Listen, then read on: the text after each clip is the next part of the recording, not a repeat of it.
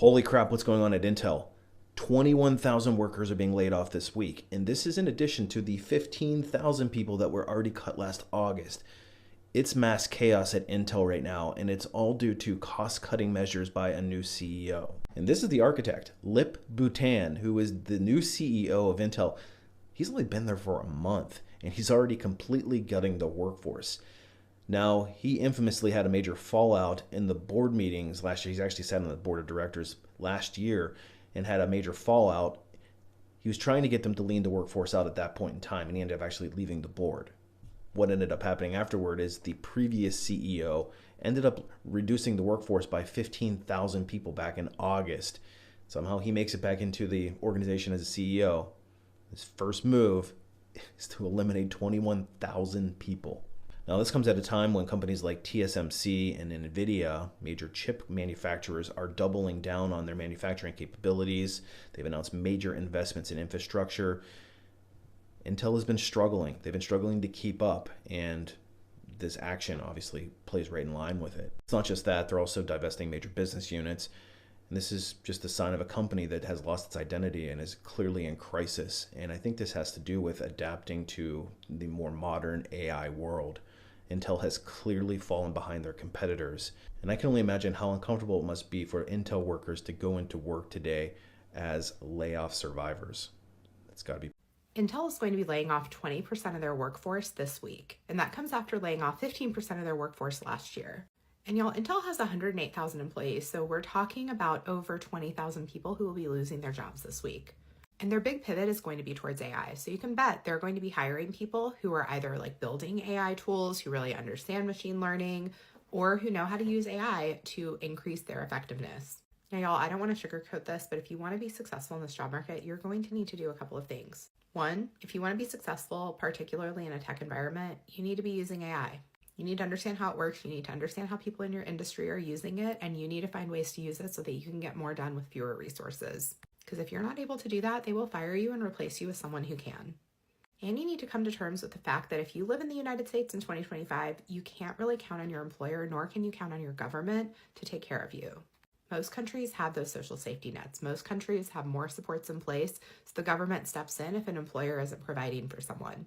And they have more regulations making it harder for employees to be laid off or fired. That's not the case in the US, and it's only going to get worse under this administration. So make sure that you are always networking. Your LinkedIn and your resume are always ready to go. Apply for jobs regularly so that you can keep a pulse on the market and you're on different people's radar.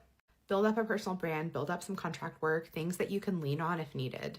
I don't want to paint a grim picture of things, but this is just the reality, and with the market headed in the direction that it is, Intel is reportedly laying off over 21,000 workers this week, and the impact could be massive. Today, we are diving deep into what's really going on behind the scene, what this means for the economy, and how Americans are reacting. I will share my honest, unfiltered thoughts at the end. Stay tuned because this isn't just about Intel, it's about Americans as a whole. So here is what's happening. Intel is planning cuts. Over 21,000 workers are being laid off, reportedly as part of the broader cost-cutting efforts. You might wonder, why now? Well, Intel, like many other tech giants, is facing serious pressure: inflation, rising production costs, Intel global competition, and a major pivot towards AI and next-gen chip technology. This isn't just a random layoff, it's a strategic shift that signals trouble ahead for the entire tech sector and beyond. Why does this matter to you and I? Because layoffs at major companies trigger ripple effects across the whole economy. When people lose jobs, they stop spending. When spending drops, small businesses suffer. And when small businesses suffer, towns, cities, and entire communities feel the pressure. It's not just about 21,000 workers. It's about what these layoffs say about where we are headed economically. And how are Americans feeling about this? On social media, the reaction has been explosive. Some are warning, this is just the beginning, a recession is around the corner. Others are furious, saying how can companies like Intel rake in billions and then cut workers like they are disposable? A few argue it's just a smart business, adapt or die in this brutal economy. Recent poll shows that 60% of Americans are now worried about losing their own job heading into the summer. That's a massive shift in public sentiment. Now, here is my personal take. Honestly, it's frustrating to watch. Big corporations love to talk about innovations and progress, but when profit dips even slightly, workers are the first to pay the price. Yes, technology is evolving. Yes, competition is fierce, but cutting jobs shouldn't be the first move.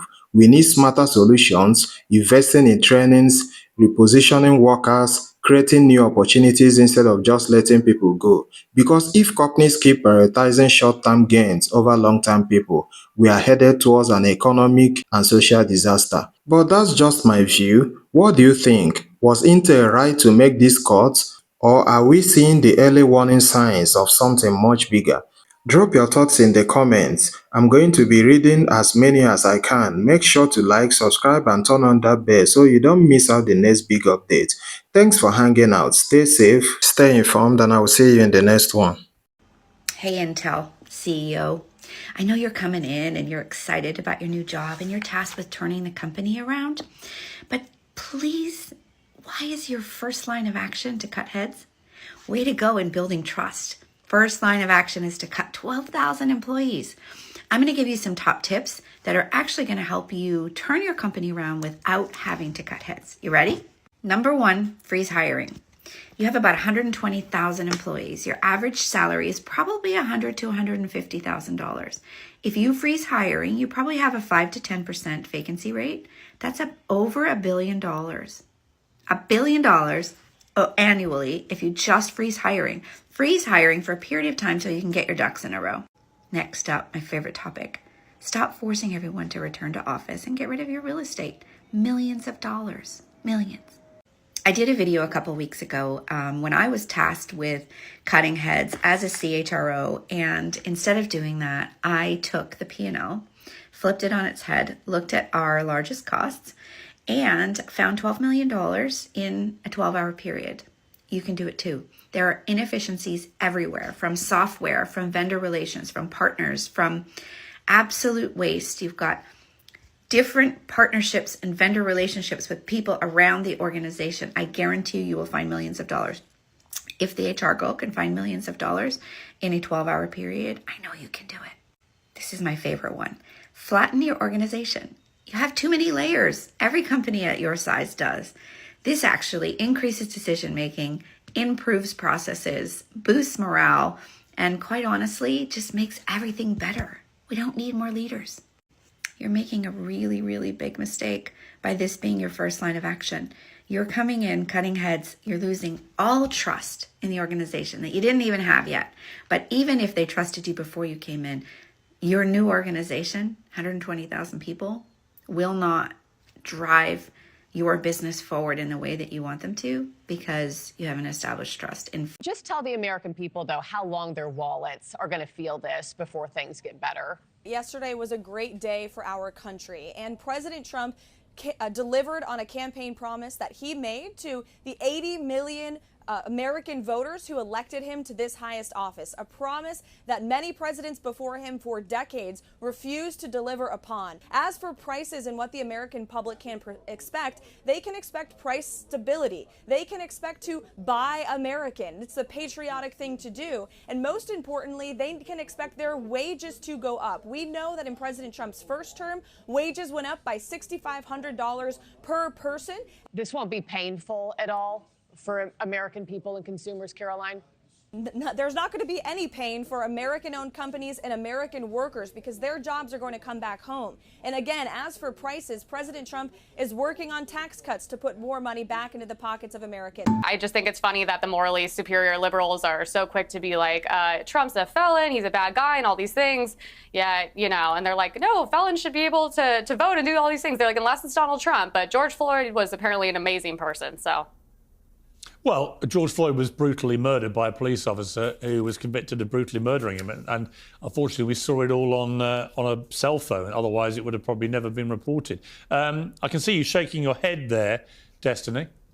you want to Yeah, say this something? happens all the time. Whenever you debate conservatives, I mean, it's happened here. I've seen it happen in other places. It'll be like, here's the standards for, Republican lawmakers, and then they'll point to like people on Twitter on the other side. Like, well, what about that person? Well, I don't remember voting for George Floyd for president or nominating him for president. The idea that that's your basis of comparison, like, oh, you've got a problem with Donald Trump. Well, what about George Floyd? It's just such a hilariously telling, I think, example. Well, let me ask you a difficult question. Well, he was also a criminal that overdosed, but that's another situation. That still doesn't get him any closer to being nominated for president of the Democratic Party. I don't understand what the comparison is for. It's just funny to have different standards. You're like, this is fine, but this isn't fine. That's the whole point of that. You don't need to read that deeply into it. It's not that big of a deal. It's funny to have different. Do you have different standards for different people? Isn't that the point, to have different standards for different people? Like, yeah. The point is, I know, more once again, that's a the way joke. that It they goes uplift far George over Floyd. They liberals' put heads. him on murals. They have. Well, second time in a year, almost a year to the day, I got laid off again. Twice in a year. And, what the fuck? What is anyone supposed to do? And they said, because of the economy is crap right now. So, we're gonna lay off a whole bunch of people again. And I already was struggling so hard, actually low-key, to even keep the current roof over my head. And now I have no idea how I'm even going to get through the next few hours. I just don't understand. But yeah, the economy is shit. America is shit right now. I feel like there's a really big plan for them to, tank this so that we have to rely on other things, other people. It's fucking shit. And I'm quite frankly tired of it. I'm tired of my livelihood being in other people's hands. And I have no idea how to fix that, but I'm going to, because this is just wild. And I'm fucking angry more than I am hurt or sad. I'm scared. I have no idea where any of my bills are gonna come from, the money. I'm more angry than anything because I just cannot even believe I used to be able to get a job like the week later if I got laid off.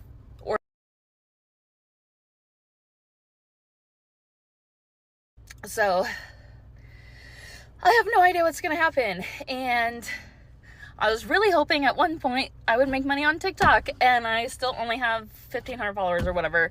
So if you could just blow this up and let's get 10,000 followers plus whatever, because I might be homeless in a week or two if I can't figure it out. So yeah, I hope everyone is having a great Tuesday, a way better Tuesday than me. And if you have any tips, tricks, or whatever to help right now and get me through this, greatly appreciated.